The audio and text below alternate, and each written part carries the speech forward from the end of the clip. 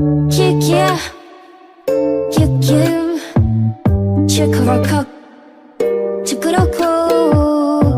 Roll sound. Roll camera. Action. Assalamualaikum warahmatullahi wabarakatuh. Menurutmu gimana sih nih manusia itu? Menurut saya tuh manusia tuh tergolong makhluk yang berakal dan memiliki perasaan. Kenapa demikian? Karena manusia itu memiliki pengetahuan yang luas yang mencakup kemampuan untuk memahami, merencanakan ataupun memecahkan sesuatu masalah secara logis, serta memiliki emosi dan kemampuan untuk merasakan dan mengungkapkan suatu perasaan. Di sisi lain, manusia juga termasuk makhluk sosial yang dimana tidak dapat hidup sendiri. Dia hidup secara berkelompok. Nah, dalam sejarah perkembangan manusia, itu dia tidak dapat hidup sendiri kecuali dalam keadaan terpaksa ataupun hanya sementara waktu.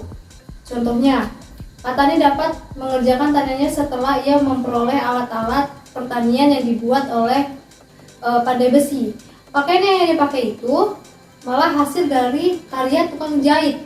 Tukang jahit tersebut tidak dapat menghasilkan pakaian kalau tidak ada ahli tenun atau pekerja pabrik yang mengusahakan bahan terlebih dahulu. Maka di situ bisa disebut juga sebagai simbiosis mutualisme. Menurut Najwa, apa sih hubungan manusia dengan masyarakat itu? Karena manusia itu sebagai makhluk sosial, dan dimana pasti mereka hidup bersama. Terbentuknya satu orang atau lebih disebut masyarakat. Jadi masyarakat timbul berbagai hubungan satu pertalian yang mengakibatkan bahwa seseorang yang lain saling kenal, mengenal, dan pengaruh mempengaruhi. Adapun macam-macam bentuk masyarakat hukum. Yang pertama, menurut dasar pembentukannya, bentuk masyarakat dibagi menjadi 3 bentuk, yaitu A. Masyarakat teratur yang diatur dengan tujuan tertentu. Contohnya perkumpulan pengajian dan perkumpulan masyarakat adat. B. Masyarakat teratur yang terjadi dengan sendirinya, yaitu masyarakat yang tidak dengan sengaja terbentuk, tetapi masyarakat itu ada karena kesamaan kepentingan. Contohnya konser musik dan kampanye politik. Yang C. Masyarakat tidak teratur adalah masyarakat yang terjadi dengan sendirinya tanpa dibentuk. Contohnya sekumpulan manusia yang membaca surat kabar di tempat umum.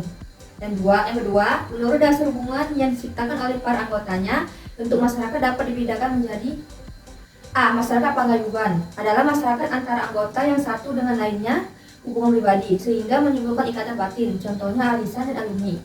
Yang B. Masyarakat patembayan adalah masyarakat yang hubungan antara anggota yang satu dengan lainnya dan dapat keuntungan material. Contohnya yayasan, organisasi pengusaha, dan organisasi karyawannya juga.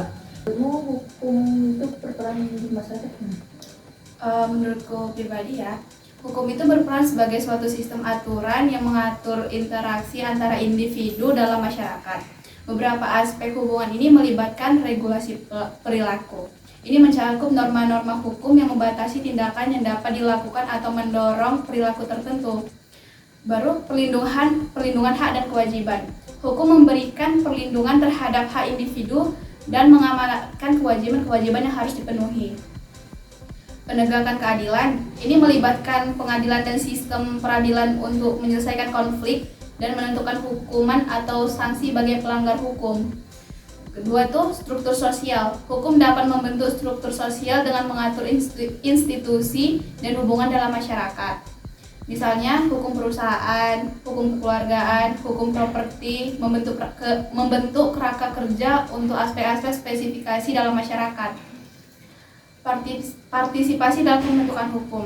Manusia tidak hanya tunduk pada hukum, tetapi mereka juga dapat berpartisipasi dalam pembentukan dan perubahan hukum melalui proses legislatif dan partisipasi dalam kehidupan politik.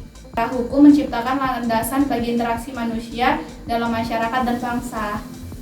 Menurutku gitu sih. Oke, sekian dari kelompok 3. Kalau ada yang kurang, Terima saja. terima kasih orang baik.